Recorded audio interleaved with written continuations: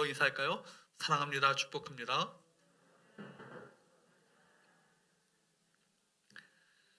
예수님께서는 베다니에서 다시 예루살렘으로 돌아가시는 그 여정 가운데 어린 나귀를 타셨죠.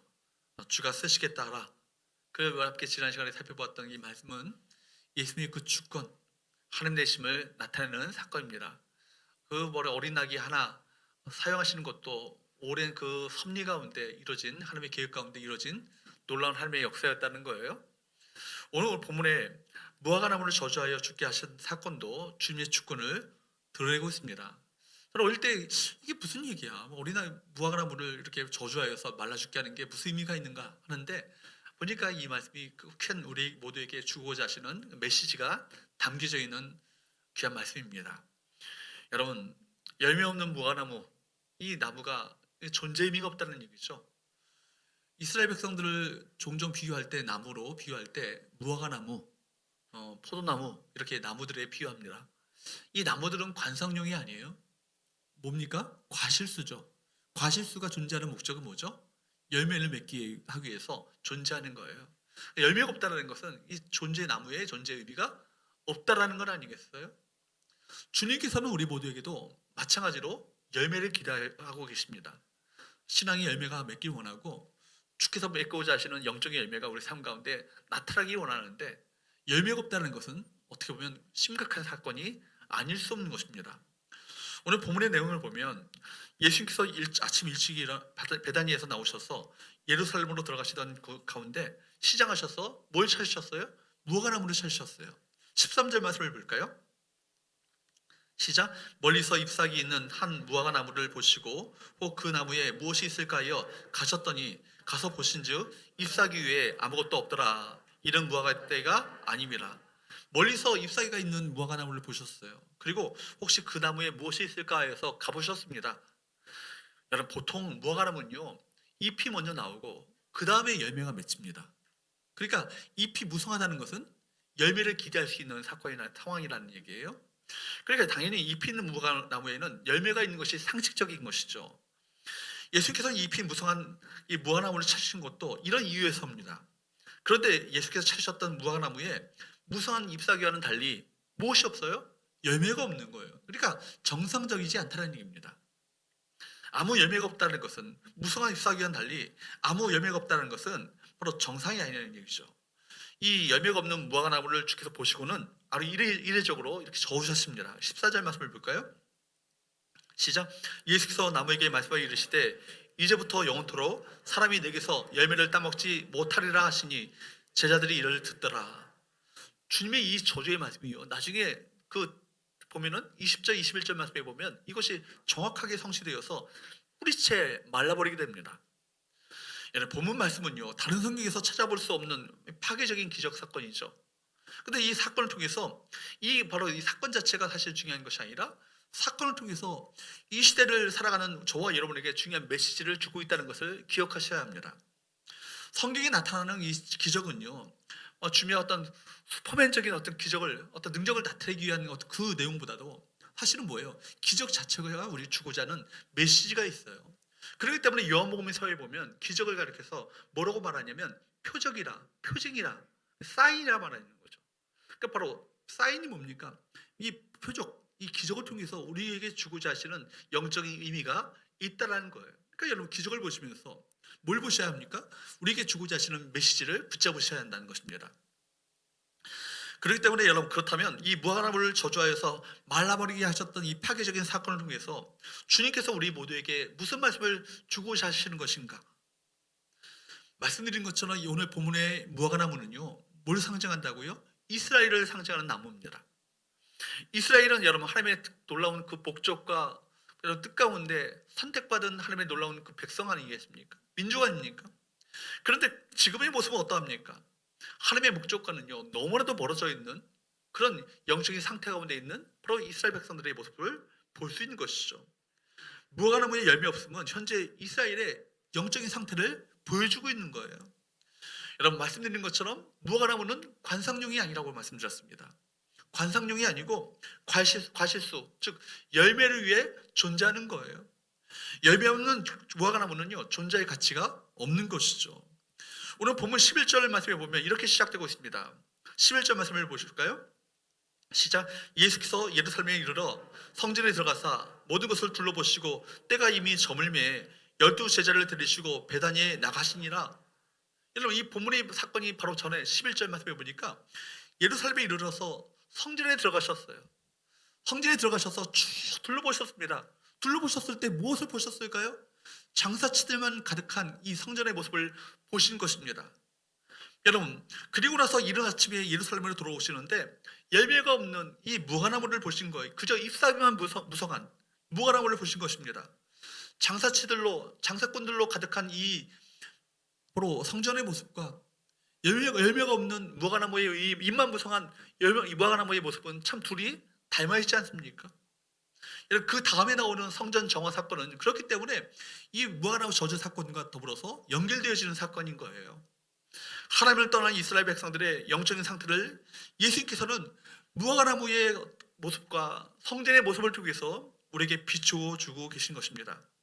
여러분, 무화과나무의 잎사귀가 무성하다는 것 뭘 보여줍니까? 그리고 우리가 잎사귀만 무성한 것이 아니라 정말 주님께서 기대하시는 열매를 맺는 신앙이 되기 위해서는 우리가 어떻게 변화되어야 될 것인가? 오늘 말씀을 통해서 세 가지 영적인 교훈을 함께 얻기를 원합니다. 한번 첫 번째 따라할까요? 외식주의를 경계하라. 외식이란 말이 뭐예요? 나가서 밥 사 먹는 그 외식이 아니고요. 외식이라는 말 자체가 네이버 국어 사전을 보니까 여러분, 겉만 보기 좋게 꾸미어 드러냄, 겉만 보기 좋게 꾸미어 드러냄이라는 뜻을 갖고 있습니다. 이것이 외식이에요. 그러니까 겉만이에요. 안에가 아니고 겉만 보기 좋게 꾸미어 드러내는 거예요. 여러분, 내면의 변화나 영혼의 상태보다 겉만 보기 좋게 꾸미는 신앙 상태를 가리킵니다. 사람들이 보기에 그럴듯한 것이죠. 사람들이 보기에 거룩해 보이는 것이죠. 이게 바로 외식인 것이요. 그 외식에는 아무런 신앙적인 열매를 기대할 수 없는 신앙입니다. 무성한 나무, 잎사귀가 무성합니다. 아주 파란 그 잎사귀로 가득합니다. 그 나무를 보면 기대를 하게 됩니다. 그런데 가까이 가보니까 열매가 없었어요. 이것은 당시 바리새인들의 외식하는 신앙을 연상케 합니다. 이런 바리새인들, 누구보다도 주께로부터 책망을 많이 받았던 사람들이 누굽니까? 바리새인들과 서기관들이에요. 서기관들은 바리새인들 중에서 특별히 뽑아서 하나님의 말씀을 필사하는 그 사명을 감당하는 사람들이 서기관들이었던 것이죠. 그러니까 다 바리새인들이죠. 바리새파가 어떻게 시작되었습니까? 바리새주의 운동이 어떻게 시작되었습니까? 이스라엘 백성들이 이방 민족을 통해서 많은 침략을 받고 또 많은 이방 민족으로부터 많은 괴롭힘을 받아요. 또 이것이 결국 또 로마 제국의 압제 아래에 들어가 식민지 생활을 하게 됩니다. 그러니까 이스라엘 백성들이 영적으로 깨어 있었던 몇몇 사람들이 뭘 생각합니까? 이것은 하나님의 심판이다. 그렇기 때문에 우리가 하나님께로 돌아가야 한다. 영적인 개혁 운동을 일으켰고 이제는 다시금 하나님께로 돌아가야 할 어떤 그런 모든 것을 개혁할 운동을 벌였던 것이 바로 바리새파 운동이에요. 그러니까 동기는 순수했죠. 출발은 참 하나님께서 기뻐하실 만했습니다. 근데 시간이 지나니까 이제는 형식만 남고 껍데기만 남는 거예요. 거룩해 보이는 위선적이고 외식적이고 여러분 그런 가식적인 신앙만 남아있는 것입니다. 여러분, 바리새인들의 모습들 그들 겉으로 보면요 대단했습니다. 종교적인 열심은요, 그들의 종교적인 열심은 타의 추종을 불허하는 거예요. 그러나 여러분 실상은 어떻습니까? 껍데기만 그럴듯하게 포장을 했습니다. 누가복음 11장 39절 말씀을 볼까요? 주님께서 말씀하시기를 바리새인들을 향해서 말씀하시기를 뭐라고 말합니까? 같이 읽어보도록 할까요? 시작. 주께서 이르시되 너희 바리새인은 지금 잔과 대접의 겉은 깨끗이 하나 너희 속에는 탐욕과 악독이 가득하도다. 너희 겉모양은 거룩하게 하고 겉모양은 거룩해 보이며 심지어 경건한 척 그렇게 하지만 실제로 너희 안에는 탐욕과 악독이 가득하다. 책망하시는 거예요. 여러분, 그들은 겉만 화려하고 속은 더러운 그릇이라고 비유하셨습니다. 그리고 말씀하시기를 뭐라고 합니까? 누가복음 20장 46절 47절 말씀을 보면 바리새인들 서기관들을 향해서 주께서 이렇게 비판하십니다. 읽어보도록 할까요? 시작. 긴 옷을 입고 다니는 것을 원하며 시장에서 문안 받는 것과 회당의 높은 자리와 잔치의 윗자리를 좋아하는 서기관들을 삼가라. 그들은 과부의 가산을 삼키며 외식으로 길게 기도하니 그들이 더 엄중한 심판을 받으리라 하시니라. 보세요. 그들은 거룩해 보이기 위해서 뭘 입어요? 긴 옷을 입는다고요. 긴 옷이 뭐예요? 가운이잖아요. 가운을 왜 입어요? 거룩해 보이기 위해서 가운을 입는 거예요. 여러분 보십시오. 가운 입고 다니기를 좋아하면서 사람들이 어떤 그런 것을 가운을 거룩해 보이기를 원합니다. 뿐만 아니라 사람들의 이목을 집중시키기 위해서 애를 썼습니다. 정해진 기도 시간이 되면 사람들이 많이 모이는 회당과 거리로 나가는 거예요. 그리고 사람들 앞에 서서 오 거룩하신 하나님이시여, 사람들이 보이는 앞에서 손을 들고 기도합니다. 그러면 사람들이 볼 때 저 거룩한 사람이 저렇게 기도하는구나, 사람들의 그 이목과 시선을 끌기에 충분했던 것이죠. 기도 하나 하더라도 무대가 필요했던 거예요. 사람들이 어떤 보기에 정말 사람들의 어떤 시선과 이목을 집중시키는 그 무대가 필요했던 것입니다. 이들은 하나님보다 누굴 더 의식하는 거예요? 사람들을 더 의식하는 거예요. 이들은 정말 하나님보다 사람들의 그 시선을 은근히 더 즐겼던 것입니다. 사실 주목받고 싶고 칭찬받고 싶고 여러분 추앙받고 싶은 어떤 그 욕망은요, 본능적입니다. 바리새인들은 종교적인 열심을 통해서 자신의 숨겨진 욕망을 만족시키고자 했던 것이죠. 사실 실제 나보다 더 좋게 보이려고 합니다. 이것은 죄성의 특징입니다. 사람들의 그 시선이나 평가에 신경을 쓸수록 내면이 점점 부실해져 가는 건 아니겠어요? 외적으로 아무리 열심히 활동해도 우리 안에 이 죄 문제 그대로 둔다면 한순간에 다 무너지고 맙니다. 안으로 죄를 키우면서 밖으로 인정받을 수 없습니다. 중요한 것은 겉모양이나 사람들의 평가가 아니에요. 내면을 다듬기 위한 노력을 지속적으로 하지 않으면 결국 뭐가 되는 거예요? 잎사귀만 무성한 무화과 나무가 되어버리고 마는 것입니다. 아무리 잎사귀가 무성하면 무엇을 합니까? 사람들로부터 비판이나 때로는 사람들로부터 칭찬받는 것, 여기에 일비할 필요가 없다는 얘기예요. 누구의 평가와 누구의 인정이 중요한 거예요? 하나님의 인정과 평가가 중요한 건 아니에요. 이게 진짜 아니에요. 나의 신앙은 어떠합니까? 혹시 바깥으로 기울어져 있지 않습니까? 사람들의 평판입니까? 하나님의 인정입니까? 어디에 여러분 주안점을 두고 여러분 신앙생활을 하고 계십니까? 신앙적인 열심에 대한 내적인 동기를 항상 물어보셔야 합니다. 무엇을 위해서 내가 이 열심을 내고 있는가? 열심 내지 말라는 얘기 아니에요. 그죠? 열심을 내야 되죠. 노력을 해야 되죠. 헌신해야 합니다. 섬겨야 합니다. 근데 여러분 동기가 과연 무엇인가? 이것을 항상 점검해 보아야 한다는 얘기입니다. 믿음이 있어 보이지만 한순간에 무너지는 사람들 한번 다 보십시오. 외향적인 신앙에 몰두했기 때문에 그렇습니다. 보여주기식의 신앙은요, 오래 지탱할 수 없는 것입니다. 외적인 것에 너무 많은 에너지를 소비하면 여러분 내적인 열매를 많이 맺을 수 없는 거예요. 바로 종교적인 열심이 가져다주는 험함입니다. 속은 잘 보이지 않기 때문에 숨기기 쉽습니다. 그리고 외형은 꾸미기가 훨씬 더 쉽죠. 그러다 보니까 자기 스스로 속게 되는 거예요. 영적으로 깨어있지 않으면 변질의 위험성은 늘 여러분 상존합니다. 여러분 변질이 얼마나 무섭습니까? 나도 모르게 진행되는 거예요. 자신의 위선을요 알아차리지 못합니다. 결국 자기 착각 속에 살게 되는 것이죠. 하나님을 정말 잘 섬겨야 될 하나님의 백성들이, 하나님을 정말 믿고 순종해야 될 하나님의 백성들이 어느 순간부터 하나님께로부터 멀어져 있는 거예요. 그들이 예배 안 드리는 거 아니에요. 제사 안 드리는 거 아니에요. 기도 안 하는 거 아니에요. 그런데 여러분 하나님께로부터 이미 멀어져 있습니다.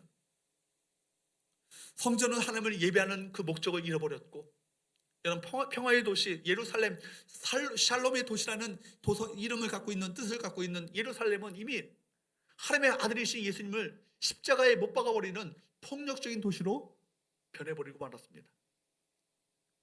여러분 변질은 타락으로, 여러분 타락은 배교로 이어지게 된 것이죠. 그러므로 여러분 성장하지 않으면 썩습니다. 여러분 성장하지 않으면 그 자리에 그냥 있는 그대로 있는 것이 아니라 반드시 퇴보하고 변질되게 마련인 거예요. 끊임없이 여러분 표대를 향하여서 우리가 끊임없이 나가야 되는 거예요. 십자가 앞에 항상 우리 자신을 점검해보고 돌아보면서 항상 은혜로 새롭게 되어지기를, 항상 은혜로 새롭게 되어지는 그 삶을 살고자 여러분 몸을 쉬어야 합니다. 여러분 성장은요 내면의 변화에서 일어나게 되는 거예요. 성장하지 않는다면 속마음과 영혼의 상태가 문제인 것입니다. 우리가 하나님 앞에 설 때 겉모양과 껍데기가 아니라 정말 진정한 내면의 상태를 가지고 주 앞에 서지 않겠어요? 껍데기는요, 껍데기일 뿐입니다. 껍데기를 포장하다가 세월을 보내서는 안 된다는 얘기예요. 내가 믿어온 만큼 진실한, 정말 정직한 신앙의 내용을 담고 있습니까? 사람들의 시선이나 평가가 아니라 하나님 앞에서 나 자신을 들여다보는 노력을 지속하지 않는다면 어느 날 우리 신앙은요, 붕 떠버리고 마는 것입니다. 그러므로 우리는 신앙의 외식주의를 극복해야 합니다. 이것은 우리 신앙이 사느냐 죽느냐의 문제이기 때문에 이것이 중요한 것이에요. 무엇보다 중요한 것은 진실성이에요. 정직하지 못한 것이 문제 아니겠습니까? 우리는 실제 모습보다 더 부풀려지게 인정받고 싶어하는 그 욕망이 우리 가운데 있는 거예요. 그래서 자신에 대해서 정직하기로 결정하고 있는 모습 그대로를 드러내고자 하는 몸부림이 필요한 것입니다. 목장에서도 마찬가지예요. 여러분, 목장이나 살아있는 목장이 되기 위해서는 가장 우선되어지는 전제가 무엇입니까? 정직함이에요. 여러분, 진실됨이 필요합니다. 정직함이 없는 만남은요, 거짓된 친밀감만 만들 뿐입니다. 수십 년이 지나도, 몇십 년이 지나도 깊은 온전한 교제가 이루어지기 어려운 것이죠. 진실한 모습을 표현하면 초기 단계에서도 서로에 대해서 실망할지 모르겠지만, 그러나 여러분, 그런 과정을 통과하지 않는다면 진정한 관계로 나아갈 수 없는 것 아니겠어요? 부부간의 관계가 진정한 친밀한 관계로 되어지기 위해서는요, 서로에 대해서 정직해야 돼요. 딴 주머니 참여는 안 됩니다. 서로 재정의 문제에서도 투명해야 되는 거예요. 서로 정직하게 관계를 맺고 서로 정직하게 서로의 속마음을 털어놓을 때 진실된 관계가 부부 사이에도 가정에서도 이루어진 건 아니겠습니까? 복음을 경험한 사람만이 정직할 수 있습니다. 자신의 연약함과 실패의 경험들을 과감하게 오픈할 수 있는 거예요. 우리의 모든 허물과 죄를 덮으신 보혈의 능력을 믿기 때문에 복음을 믿는 사람은 정말 자신의 앞에 자신을 정직하게 내보일 수 있는 건 아니겠어요? 사도 바울이 회심한 이후에 자신이 죄인 중에 괴수요, 정말 교회를 핍박했던 정말 과거의 아픈 이야기들을, 그 실패 이야기들을 과거 없이 거침없이 이야기할 수 있었던 이유도 뭡니까? 그리스도의 십자가의 능력을 믿었기 때문입니다. 여러분, 그렇기 때문에 십자가를 붙잡는 사람이 가장 안전한 사람이에요. 여러분, 외식주의는 복음을 믿지 못하는 것에서 시작됩니다. 그리스도의 십자가를 의지하지 않고 자기 의로 자기 삶을 세우려 하고 자기 의로 자기 자신을 포장하려고 하니까 외식주의에 빠지는 건 아니겠습니까? 그러므로 두 번째로 연결되는 것이죠. 한번 따라할까요? 자기 의를 버리라. 자기 의를 버리라.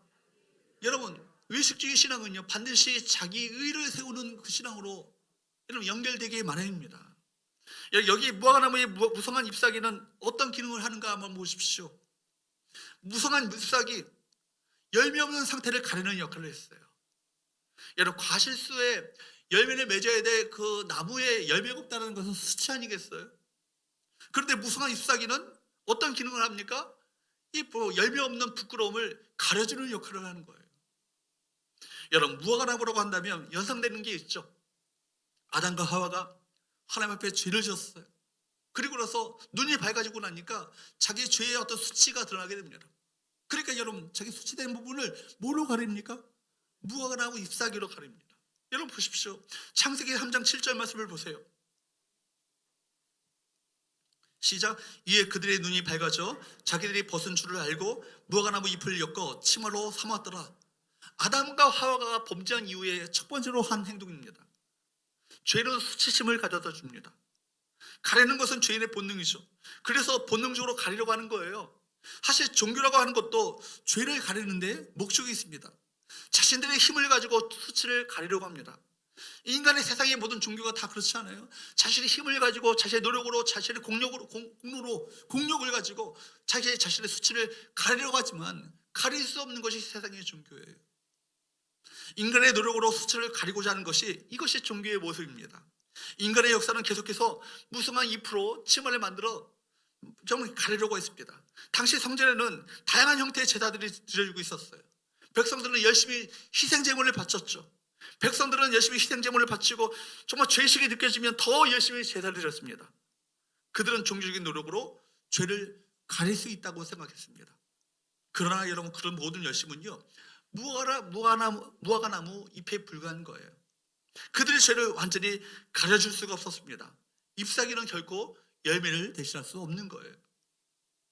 바리새인들은요, 열매보다 잎사귀의 모든 에너지를 다 쏟는 거예요. 어쩌면 더 거룩해 보이기를, 어쩌면 더 경건해 보이기를, 더 엄숙해 보이기를, 그렇게 보이기를 원했습니다. 힘으로 노력으로 열심으로 자신을 포장하고 자신이 경건한 사람인 것처럼, 죄가 없는 사람인 것처럼 치장하고 위장하고 변장하고 그렇게 가렸습니다. 그러므로 여러분, 신앙에서 가장 중요한 것은요, 자신의 실체를 드러내는 정직함이에요. 여러분, 외적인 것, 사람들에게만 드러나는 것에만 집중해 오던 사람들은 정직해지기가 어렵습니다. 자신의 연약함을 계속 가리며 살아왔기 때문에 자신을 오픈하고 노출하기가 어려운 거예요. 그러나 신앙이 성장하고 자라려고 한다면 자신의 모습을요, 있는 그대로 드러내야 합니다. 연약하면 연약한 대로 자신의 모습을 그대로 드러낼 수 있어야 하는 것이죠. 세상에서는 가능하면 자신의 연약함이나 약점을 감추려고 합니다. 자신을 잘 포장하는 것, 이걸 스펙을 여러분 과장하는 것, 이거 실력이라고 생각합니다. 감추는 것을 실력이라고 생각하죠. 그러나 여러분, 신자는 다릅니다. 우리는 감출수록 죽고 드러낼수록 사는 거예요. 여러분 사는 길이 열리는 것입니다. 드러낼수록 사는 길이 열리는 거예요. 인간은요, 죄를 지어 망하는 게 아니라 죄를 숨겨서 망하는 거예요. 여러분, 하나님께서 나다를 통해서 다윗의 죄를 드러내도록, 오픈하도록, 노출하도록 만드신 이유가 뭡니까? 그를 죽이시려고 하는 것이 아니라 그를 살 길을 열어주기 위해서 그 죄를 책망하신 건 아니겠어요? 노출시키신 건 아니겠어요? 무화과나무 잎으로 자신의 죄를 감추고 숨고자 했던 인간에 대한 하나님의 처방은 무엇입니까? 하나님께서는 아담과 하와에게 뭘 입히셨어요? 무화과나무 잎의 그 잎사귀를 벗기시고 가죽옷을 입히셨어요. 여러분, 하나님께서 가죽옷을 그들에게 입히셨다는 것을 뭘 의미합니까? 가죽옷을 입히기 위해서는 전제가 뭐예요? 짐승이 죽어야 되잖아요. 가죽옷을 벗김을 당하기 위해서 짐승이 먼저 죽어야 됩니다. 여러분, 바로 어린 양 예수의 죽으심을 통해서 우리의 수치를 덮을 수 있는 옷을 입혀주셨다는 거예요. 여러분, 인간 스스로 만들어내는 자기 의는요, 다 뭐예요? 무화과나무 잎과 같아요. 다 말라버리고 떨어져 버리는 것이 바로 무화과나무 잎 아니겠습니까? 주님께로부터 주어지는 하나님의 의의 옷, 변치 않는 가죽옷이 필요한 것이죠. 이것이 하나님의 놀라운 은혜입니다. 우리 죄로 우리가 당할 수치를 하나님의 아들이신 예수 그리스도께서 십자가에 달려 죽으심으로 말미암아 우리가 당해야 될 그 죄의 저주, 죄의 심판, 죄의 그 놀라운 그 죄의 고난을, 죄로 말미암아 우리 당해야 될 우리 모든 고난을, 죽음을 주께서 십자가에서 대신 담당하셨던 것입니다. 여러분, 그러므로 우리는요, 자기 열심, 자기 노력으로, 자기 의로 포장되어지는 그 옷을 벗어버려야 합니다. 그리고 하나님께서 만들어 놓으신 그 옷을 입으셔야 되는 거예요. 하나님의 의의 옷, 십자가로 인하여서 만들어진 의의 옷을 입으시기를 축복합니다. 그 옷은 어떻게 입을 수 있을까요? 믿음으로 입을 수 있는 거예요. 그 옷은 완벽한 옷이고 기가 막힌 옷이에요. 넘어지고 깨어질 때마다 그 죄로 오는 수치를 자신의 힘으로 이겨내려고 하지 마십시오. 여러분, 이겨낼 수도 없습니다. 그건 가릴 수 없는 불가능한 무화과나무 잎과 같은 거예요. 그때마다 넘어지고 깨어질 때마다 누구 앞에 나가셔야 됩니까? 여러분, 내 힘으로, 내 노력으로, 내 능력으로 여러분 이것을 극복할 수 있다고 착각하세요? 천만에요. 그리스도께 나가셔야 합니다. 그리스도께 나가셔야 합니다. 그리스도 앞으로 나가셔야 합니다. 그의 죽으심을 통해서 입혀주시는 그 가죽옷, 의의 옷, 완전한 옷을 입어야 하는 것입니다. 여러분, 바세바의 범죄 이후에 나단에게 책망받았던 그 다윗이 그 시편 51편에서 눈물로 탄식으로 통회하면서 시편을 지면서 그가 고백했던 그 고백이 뭐예요? 시편 51편 17절 말씀에 보면 하나님 앞에서 회개하면서 이렇게 고백합니다. 같이 한번 읽어보도록 할까요? 시작. 하나님께서 구하시는 제사는 상한 심령이라 하나님이여 상하고 통회하는 마음을 주께서 멸시하지 아니하시리이다. 하나님께서 원하시는 그 제사는 뭐예요? 천천의 순양과 만만의 숙소를 가지고 하나님의 그 엄청난 그 번제물을 가지고 하나님 앞에 드려지는 그 성대하고 장엄한 그 제사를 원하실 것이 아니라 뭐라고요? 상한 심령이라고, 깨어진 심령이라고, broken heart, 우리 마음 가운데 깨어진 마음을 가지고 주 앞에 나가는, 주여 나는 죄인입니다. 주의 긍휼과 자비 없이는 내가 한순간도 살 수 없는 하나님의 은혜가 필요한 죄인입니다 라고 자복하는 심령을 가지고 주 앞에 나오는 그 심령, 하나님의 그 은혜가 필요합니다. 그 은혜를 내게 덧입혀 주옵소서라고 겸손히 구하는 그 심령, 상하고 통연한 그 마음을 주께서 어떻게 하신다고요? 멸시하지 않으신다고요. 아무리 거룩한 예배가 드려지고, 아무리 거룩한 엄숙한 그 제사가 드려지고, 정말 수많은 어떤 오케스트라를 동원하고, 수많은 성가대를 동원하고, 수많은 사람들이 정말 멋있게 멋들어지게 찬양하고 경배한다 할지라도, 그 심령 가운데 상하고 통연한 심령을 가지고 깨어진 마음을 가지고 주 앞에 나가지 않는다면 그 제사는, 그 예배는 하나님께서 멸시하실 거예요. 반면에 하나님, 내 모습 이대로 주 받으시옵소서. 주님, 주의 은혜가 필요합니다. 주의 불쌍히 여기심이 필요한 죄인이 주 앞에 나왔나이다.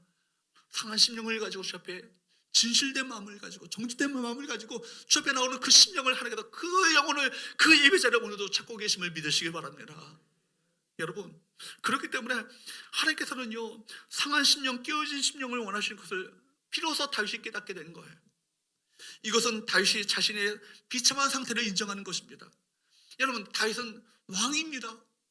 죄를 지었음에도 불구하고 여전히 거룩하게, 엄숙하게 위험을 조금씩 과시하면서 다녔던 그 과거의 삶이 있었어요.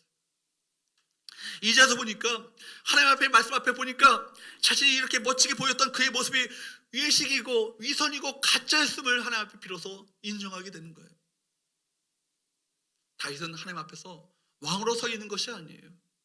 하나님의 긍휼이 필요한 존재로, 하나님의 은혜가 필요한 정말 초라한 그 가난한 심령을 가지고, 영혼을 가지고 하나님의 은혜가 절대적으로 필요한 존재로 하나님 앞에 서 있는 것입니다. 왕이 아니라 죄인의 모습으로, 용서받을 수 없는 죄인의 모습으로 하나님 앞에 서 있는 것입니다. 자존심을 더 이상 붙들고 있을 수가 없는 거예요. 자랑을 모두 내려놓아야 합니다. 붙들 것은 아무것도 없어요. 가난하고 불쌍한 영혼. 근데 하나님께서는요, 그 영혼을 받으시는 거예요. 다윗아, 내가 그 모습을 내가 원했단다. 막 주께서도 그렇게 말씀하지 않으셨겠어요? 사랑하는 여러분, 우리도 마찬가지예요. 우리가 우리의 모습을 살펴보면 우리가 얼마나 불쌍한 영혼인가를 비로소 깨닫게 되는 것입니다. 자랑할 것이 아무것도 없습니다. 자신이 아무것도 아님을 인정하고 그런 모습으로 주 앞에 서야 되는 거예요. 이것이 바로 상한 심령이에요. 깨어진 마음이에요. 이것을 깨닫는 것이 이것이 은혜입니다. 깨어진 마음 가운데 필요한 것이 주님의 은혜고, 주의 불쌍히 여기심이고, 주의 자비하심이고, 주의 은총임을 비로소 깨닫게 되는 건 아니겠어요? 복음은 죄를 드러냅니다. 여러분, 십자가 앞에 서면 우리가 얼마나 심각한 죄인인가를 드러내야 합니다. 내가 얼마나 심각한 죄인인가를 인정해야 합니다. 자신을 미워하는 동안에는, 자신의 껍데기를 여러분 그 가식적으로 여러분 껍데기를 치장하는 동안에는 십자가 앞에 설 수 없는 거예요. 복음은 그렇기 때문에 우리에게 드러낼 용기를 줍니다. 우리의 수치를 위해서 그리스도께서 십자가에 높이 달려 우리 대신 수치를 당하셨잖아요. 우리 부끄러움을 대신 당하셨잖아요. 더 이상 나에게 부끄러운 존재가 아닌 거예요. 주님께서 그 십자가 위에서 나의 수치를 대신 담당하시고 우리의 부끄러움을 가려주셨기 때문에 십자가밖에 없습니다. 드러내면 삽니다. 하나님께서는 드러내는 자를 살리시는 것입니다. 하나님께서는 다윗을 사랑하셨기 때문에 나단을 보내셨고 그의 죄를 노출시키셨습니다. 외식, 자기 의로 포장된 신앙을 버리시고 정직하게 진실되게 하나님 앞에 서시는 저와 여러분 되시기를 주로 축복합니다. 그래야 사는 거예요. 그래야 은혜가 임하는 거예요. 세 번째 마지막으로, 그렇기 때문에 우리가 열매를 맺는 생명력을, 그렇다면 이제 죽은 신앙이 아니고 껍데기 신앙이 아니라 열매를 맺는 생명력이 있는 신앙을 우리가 어떻게 가질 것인가? 따라할까요? 열매를 맺는 생명력은 어디서 나온다? 주님과의 관계에서 나온다. 주님과의 생명력이 있는 정말 치밀한 그 관계에서, 생동감 있는 치밀한 관계에서 바로 생명력을 얻을 수 있다는 거예요. 신앙의 핵심은 무엇입니까? 하나님과의 관계입니다. 여러분, 그것이 신앙의 본질이에요. 모든 관계가, 모든 문제가요, 어디로부터 시작되어요? 하나님과의 관계로부터 시작되어지는 거예요. 하나님과의 관계가 깨어지면 작은 거에도 넘어집니다. 작은 실수에도 여러분 실패합니다. 넘어서지 못하는 거예요. 시험에 더 들고 마는 거예요. 왜 그래요? 하나님과의 관계가 문제가 있는 거예요. 내가 시험을 못 이기는 것이 아니라 하나님과의 관계가 문제가 있기 때문에 시험을 넘어설 수 없고 시험에 사로잡혀서 내가 꼼짝달싹 못 찾는 거 아니겠어요? 시험을 뛰어넘을 수 있는 능력은 어디서부터 나와요? 그 생명력은 어디서부터 나와요? 하나님과의 관계로부터 나오는 거예요. 하나님과의 관계가 온전히 서 있으면 사단이 우리에게 공격해오고 온갖 유혹과 시험을 가지고 우리를 공격해온다 할지라도 유동치 않는 신앙을 가지고 설 수 있는 거예요. 여러분, 그렇기 때문에 하나님과의 관계가 깨어져 있으면 우리는 그때부터요, 우리는 우리 외적인 것으로 포장하려고 하고 자기 힘으로 자기 의를 만들어가는 신앙생활을 하게 되는 것입니다. 결국 십자가로부터 멀어지게 되는 것입니다. 예루살렘, 말씀드렸던 것처럼 샬롬의 도시잖아요. 가장 하나님의 임재가 있는 샬롬, 하나님의 임재가 나타나는 그 도시여야 될 그 바로 예루살렘이 가장 세속적인 도시, 하나님과 멀어진 도시가 되고 말았어요. 기능을 잃어버리면 존재의 가치가 없어집니다. 주님은 목적을 잃어버렸던 이스라엘 상태를요, 잎사귀만 무성한 무화과나무에 빗대어서 말씀하시는 거예요. 위장된 그리스도인들의 약점은 무엇입니까? 열매를 맺을 수 없다는 겁니다. 신앙생활의 횟수가 무슨 자랑이 있겠어요? 무슨 의미가 있겠어요? 몇 대째 신앙생활을 해본 것이 어떤 의미가 있겠습니까? 여러분, 천국에 가서 하나님께서 무엇을 부르실까요? 너 몇 년 신앙생활 했니? 그죠? 네 직분이 뭐니? 몇 대째 신앙 가문이야? 이거 부르시겠어요? 하루는 신앙생활 하시라도 제대로 하셔야 합니다.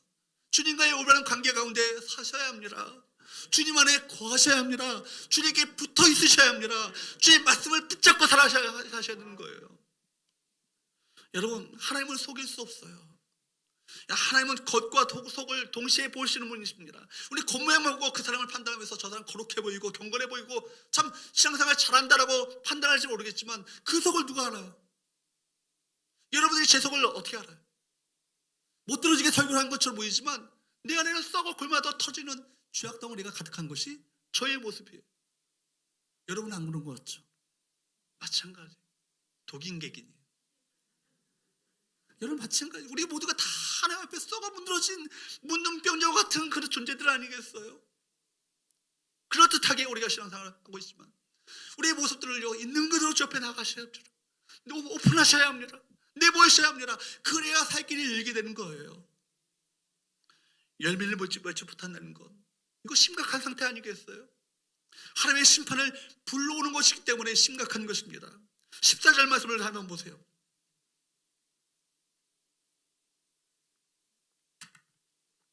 읽어보도록 할까요? 시작. 예수께서 나무에게 말씀하여 이르시되 이제부터 영원토록 사람이 내게서 열매를 따먹지 못하리라 하시니 제자들이 이를 듣더라. 그런데요, 마가복음 11장 20절 21절 그 뒤에 말씀에 보면 이 말씀이 그대로 이루어져요. 20절 21절 말씀을 한번 보세요. 시작. 그들이 아침에 지나갈 때 무화과나무가 뿌리채 마른 것을 보고 베드로가 생각이 나서 여쭤오되 라삐여 보소서, 저주하신 무화과나무가 말랐나이다. 무화과나무를 통해서 이스라엘의 미래를 보여주시는 거예요. 경고하신 것 아니겠습니까? 무화과나무가 말라 없어진 것과 예루살렘 성전이 무너진 것은요, 이것이 둘이 연결되어지는 거예요. 여러분, 신앙생활의 핵심이 담긴 포도나무의 비유에서 거기서도 여전히 계속해서 강조되는 것이 뭐예요? 열매 아니에요, 열매. 요한복음 15장 2절 말씀을 한번 보세요. 요한복음 15장 2절 말씀을 한번 읽어보도록 합니다. 시작. 무릇 내게 붙어있어 열매를 맺지 아니하는 가지는 아버지께서 그것을 제거해 버리시고 무릇 열매를 맺는 가지는 더 열매를 맺게 하려 하여 그것을 깨끗하게 하시느니라. 주님께 붙어있음으로 말미암아 열매를 맺어야 되는 것인데 붙어있지 않음으로 열매를 맺지 못하는 가지는 결국 제거해 버리시는 거예요. 열매 없음에 대한 심판이 뚜렷하지 않습니까? 열매를 맺지 못한다면 제거의 대상이 된다. 열매 없다는 것은 뭘 의미합니까? 노력이 없다는 얘기가 아니에요. 열심이 없다는 얘기가 아니에요. 핵심은 뭡니까? 생명이 없다는 것. 생명이 왜 없습니까? 주님과의 관계가 붙어있지 않아요. 진정으로 접붙여 있지 않기 때문에 그렇습니다. 주님께 온전하게 접붙여 있어야 되는 건데 껍데기만 하는 거예요. 껍데기만 경건해 보이고 껍데기만 그런 따뜻해 보이고. 요한복음 15장 4절 말씀을 보세요. 읽어보도록 할까요? 시작. 내 안에 거하라 나도 너희 안에 거하리라. 가지가 포도나무에 붙어있지 아니하면 스스로 열매를 맺을 수 없음 같이 너희도 내 안에 있지 아니하면 그러하리라. 가지는요 포도나무에 붙어있기만 하면 열매를 맺게 되어 있습니다. 자기가 열매를 맺는 게 아니에요. 누가 열매를 맺게 하는 거예요? 포도나무가 열매를 맺게 하는 거예요. 포도나무를 통해서 영양분을 공급받고 양분을 공급받고 수분을 공급받고 자양분을 공급받는 거예요. 여러분 보세요. 그렇다면 심판은 누구에게 주어진다는 얘기입니까? 그리스도에게, 나무에게 붙어있지 않는 가지. 여러분 그리스도와 상관없는 자들을 말합니다. 주님과 관계없는 삶을 살아간다는 것은요 심판의 대상이 된다는 거예요. 사랑하는 성도 여러분, 우리 자신에게 진지하게 물어보기 바랍니다. 나는 그리스도와 어떤 관계를 맺고 있는가? 주님과 영적인 관계를 맺고 있습니까? 정말 주님과의 영적인 결합, 온전한 연합을 이루고 있습니까? 내 안에 나는 죽고 이제는 예수로 사는 삶을 진정으로 살고 계십니까? 열매를 맺는 생명력은 우리에게서 나오는 것이 아니에요. 오직 누구로부터 나옵니까? 내 안에 사신 그리스도에게서 나오는 거예요. 내가 무엇을 하려고 접근하면 언제나 한계가 있어요. 한다면 한다고 해도 얼마나 뭘 하겠습니까? 우리 삶의 어려움은 무엇입니까? 우리 삶이 깨어지고 무너지는 이유가 뭐예요? 주님의 명령을 받아 행동하지 않고 독자적으로 행동하려고 하기 때문에 그렇습니다. 독자적으로 행동하는 것은 결국 뭡니까? 가지가 포도나무에서 떨어지려고 하는 것입니다. 가지가 포도나무에 붙어있지 않고 저는 독자적으로 행동하려 하기 때문에 그 이유가 뭡니까? 주님을 자신의 삶의 주인으로 생명력을 공급하시는 바로 주님으로 모셔드리지 않기 때문에 그래요. 삶의 중심에 그리스도께서 주인 되셔서 삶을 움직여 나가신다면 가지가 포도나무에 붙어있는 것이기 때문에 열매를 저절로 맺게 되어 있는 거예요. 누가 탕자합니까? 아버지와 줄이 끊겨진 인생이 탕자 아니에요? 탕자는 자기 혼자서 독자적으로 행복하게 즐겁게 멋지게 살려고 합니다. 탕자는 아버지로부터 멀리 떨어져 혼자 멋지게 살아가려고 꿈꾸지만 아버지로부터 떨어지는 순간부터 이미 그는요 거지의 삶을 사는 거예요. 돈이 많다고 행복합니까? 평안합니까? 오히려 불안합니다. 하나님 없이 자신이 주인된 인생은요 여러분 불안하기 짝이 없는 거예요. 그러므로 그 주님을 삶의 중심 가운데 모셔드리는 것이 바로 그것이 바로 주님 안에 거하는 거예요. 지금 말하자면 나는 죽고 누구로 사는 거예요? 예수로 사는 삶이에요. 항상 주님 안에서 주님의 명령을 받아야 하는 것입니다. 그 명령 앞에 순종해야 되는 거예요. 바울이 고백하잖아요. 로마서에서 7장에서 말하기를 내 삶 가운데 육신의 소욕이 올라오고 성령의 소욕이 올라올 때 여러분 둘이 오라 내 공관자로다. 둘이 이 두 소욕이 싸운다고 얘기하지 않습니까? 무엇을 선택하셔야 돼요? 성령의 소욕을 매 순간 선택하며 살아가는 것이 바로 이것이 뭐예요? 주님 안에 거하는 삶인 거예요. 가지가 포도나무에 붙어있다는 것은 주님께로부터 모든 것을 공급받고 그 주님께서 말씀하시는 그 명령에 순종하는 삶을 살아가는 것을 말하는 거예요. 독자적으로 행동해서는 안 되는 것입니다. 항상 주님 안에서 주님의 명령을 받아야 하는 거예요. 가지가 포도나무에 붙어있다는 것은 주님께로부터 모든 것을 공급받고 있다. 이걸 말하는 거예요. 독자적으로 행동해서는 안 되는 것입니다. 주님 안에서 모든 것을 선택하고 결정해야 되는 거예요. 왜 기도합니까? 기도하는 것은 하나님의 그 결정을 기다리는 건 아니겠어요? 하나님 말씀하여 주옵소서. 하나님 주님 할까요 말까요? 하나님 무엇을 할까요? 내가 선택하고 결정하는 것이 아니라 주님께서 선택하시도록 그 선택권을 주 앞에 양도해드리는 것이 뭐예요? 이게 기도하는 거예요. 내가 하는 게 아니죠. 기도한 이상 이제는 누가 일하시는 것입니까?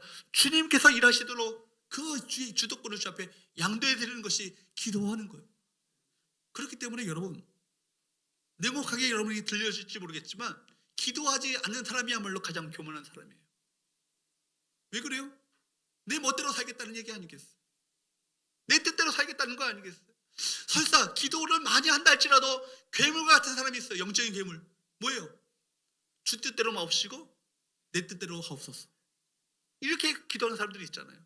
내 뜻을 무조건 관철시키려고. 여러분 주님께서 우리에게 가르쳐 주신 기도는 뭐예요? 내 뜻대로 마옵시고 주 뜻대로, 아버지의 뜻대로 하옵소서. 이것이 주님께서 우리에게 가르쳐 주신 기도 아니겠어요? 그렇기 때문에 여러분, 그렇게 가지가 포도나무에 붙어있게 되시면, 그렇게 살게 되면 주님께서 맺고자 하시는 열매가 그 삶 가운데 나타나게 되는 거예요. 그러므로 우리는 우리 주장과 우리 고집을 내려놓으셔야 합니다. 우리가 기도할 때 자신의 주장과 고집과 생각을 계속해서 내려놓는 것이 기도예요. 제 주장을 내려놓습니다. 하나님, 모든 것을 포기하겠습니다. 어떤 것도 주장하지 않겠습니다. 주님의 뜻대로 하옵소서 라고 기도해야 할 것입니다. 그렇게 하면 주님께서 원하신 대로 내 삶을 이끌어 가시고 채워주시며 공급하시는 놀라운 은혜를 우리 가운데 베풀어 주시는 거예요. 그것이 바로 열매가 됩니다. 제대로 붙어 있다면 열매를 맺을 수밖에 없다는 것이 아니겠어요? 오늘 우리에게 어떤 선한 열매를 맺혔다면 우리에게서 나온 것이 아니라 그리스도로부터 나온 것인 것을 결코 잊어서는 안 될 것입니다. 하나님께로부터 선택받았던 민족이 나중에는 하나님의 언약, 하나님의 약속을 어기고 범죄하게 됩니다. 그들이 메시아로 오신 그리스도를 알아보지 못하고 도리어 십자가에 못 박아버리고 됩니다. 도대체 어떻게 이런 어처구니 없는 일이 일어날 수 있을까요? 근데 얼마든지 우리 삶에도 그런 일이 일어날 수 있다는 거예요. 내 생각대로, 내 고집대로, 내 주장대로, 내 욕심대로 살아가다 보면 얼마든지 주님을 십자가에 못 박는 어리석은 이스라엘 민족과 같은 그 삶을 살 수 있다는 얘기예요. 나는 아니죠. 목사님, 저는 아니에요. 장담하지 마세요. 어느 순간에 내가 못 받고 있습니다. 그러므로 나의 자족이 아니라 주님이 보실 때 자신의 모습이 중요합니다. 주님이 보시는 나와 내가 보는 나, 사람들의 그 시선에 비춰지는 나는 다를 수 있습니다. 그 간격을 알아내야 돼요. 나는 열매를 맺고 있습니까? 그 열매는 어디로부터 온 것입니까? 내가 하나님 앞에서 얼마나 신실한가, 정직한가, 진실한가를 물어보셔야 합니다. 성도 여러분, 우리가 자랑하는 것은 무엇입니까? 우리 행위와 노력들, 저 신앙적인 경력과 과거의 헌신들, 어떤 것이라도 자랑이 되어서는 안 됩니다. 오직 우리의 자랑은 그리스도뿐입니다. 우리의 모든 것은 그리스도로 말미암아 나온 것이며 그리스도의 십자가의 은혜 안에서 주어진 것이기 때문에 그리스도만이 우리 삶 가운데 자랑이 되어야 되는 거예요. 그리스도의 의만을 자랑하고자 할 때 여러분, 그 신앙이 가장 안전한 신앙이 될 수 있음을 기억하시기 바랍니다. 교회 안에서 봉사를 많이 하셔야 되죠. 많이 하시기를 바랍니다. 많이 하신 분들이 참 귀하죠. 그런데 여러분, 교회 안에서 봉사를 많이 하신 분이 계시다면 그분 그리스도의 십자가 뒤로 숨으셔야 합니다. 우리 신앙의 중심은 그리스도의 십자가, 그리스도의 십자가만을 자랑하고자 할 때 우리 안에 있는 모든 허영으로부터, 헛된 자랑으로부터 자유케 되시는 거예요. 그리스도의 십자가만을 드러낸다는 것은 우리가 하나님의 용서가 필요한 죄인이며 여러분, 하나님의 자비와 은혜가 오시면 살아갈 수 없고 주의 국로를 의지하여야만 살아가는 존재라는 것을 인정하는 것, 이것이 그리스도의 십자가를 드러내는 삶 아니겠습니까? 부탁드립니다. 세월이 흐를수록 겉만 번지르한 신앙이 되지 않기 바랍니다. 여러분, 더욱 겸손해지시고 더욱 낮아지시고 더욱 섬김의 자리로 내려가시고 겸손함과 진실함으로 여러분 주님을 섬기시는 주의 백성들 될 수 있기를 주님으로 축복합니다. 그래서 주님께서 공급하시는 그 내 힘이 아니고 내 능력이 아니고 내 자랑으로 하는 것이 아니라 내 노력으로 하는 것이 아니라 주님이 공급하시는 생명력이 있는 은혜로 주의 사명을 감당하심으로 말미암아 마침내 사람들의 인정을 받고자 하는 것이 아니라 주님의 인정, 주님의 칭찬, 마지막 날에 주님 앞에 섰을 때 주께서 인정하시기를 참 너야말로 내가 원하는 그 삶을 내가 살았다고 인정하시는 축복을 받는 우리 모든 성도들 될 수 있기를 예수 그리스도 이름으로 축복합니다. 기도하겠습니다.